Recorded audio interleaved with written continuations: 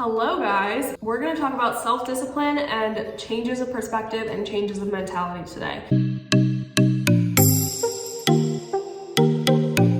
I feel like a lot of people, when the new year hits, they're like, okay, I want to get my shit together. I want to get my health on track and my fitness on track and exercise and everything. They fail with self-discipline, and so that leads them down the wrong path because they're not disciplined. I am one of those people. I struggle a lot with self-discipline because, I don't know, sometimes lazy just wins. Today, I'm going to try and give you my best guide to self-discipline.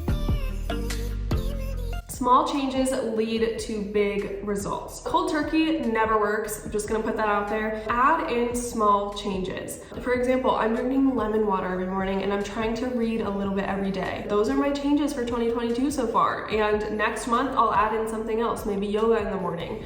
But I'm taking it slow because I know that if I just try and add a million things and I try to cut out a million things, I'm not gonna do well. Focus on small habit building. Add in slowly and take away slowly.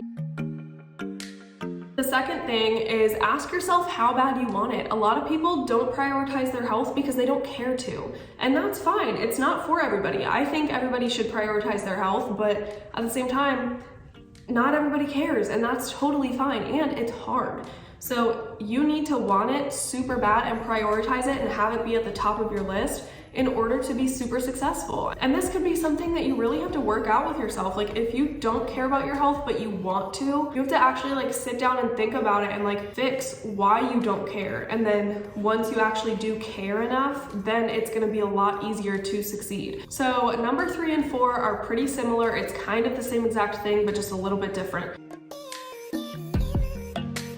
So the third one is challenge your mental strength. So with every obstacle that comes up, that is a test. That's an opportunity for a challenge of your mental strength. So treat your brain like a muscle and work on it, train it to overcome small challenges. So when obstacles present themselves and when challenges present themselves, make sure that you're viewing it as a mental test.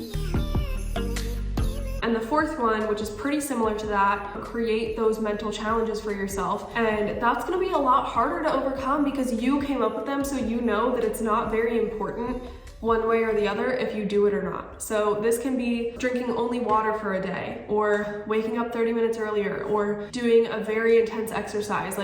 You don't have to do those things to reach your goals. It'll give you confidence to overcome those challenges that present themselves. I know they're similar, but there is a little bit of a difference. So that's why they're two different things. But the fifth thing is change your wording. So wording can be very powerful. I know a lot of people say this and I need to practice this more. For example, I have to versus I'm going to. So if someone asks you to go do something and you say, I can't, I have to go to the gym, then it's ugh. The gym is a punishment, the gym is a chore, and it trains your mind that the gym is a negative thing for you and you're not gonna wanna do it anymore. But if you say, oh, I can't, I'm going to the gym, then it's a decision that you're confident with, that you have made, and you're not complaining about it. It's not negative in your brain, and it's not something that is a punishment for you. The way you word things and the way that you speak can really change your mindset on things, and it can change the way you think a lot. So that's why positive speaking is such an important thing, even though it's so hard because negativity can be so fun, it can. And then the sixth thing, surround yourself with the tools that you need to succeed. This can be really anything, it depends on your goal. But for example, I know this is an example that a lot of people use, but don't have a lot of unhealthy food in the house. Try and have overall a lot of healthy food that you can snack on, that you can eat. And it's obviously fine to have unhealthy food in the house too. Everybody does. I had half a bag of Takis for lunch. Another example of this with the tools that you need to succeed is follow accounts on social media that motivate you and make you feel good. Social media takes up a lot of our lives, so we're obviously not just gonna stop scrolling, we're not gonna stop going on social media, but what we can do is implement little changes on how we scroll on social media. So instead of only following accounts that don't do anything for us and they don't make us better people, follow accounts that will elevate you. And I'm not saying oh, your social media should only be motivational, your social media should only be a vision board of what you want to be. Absolutely not. I'm gonna follow people that I think are funny, but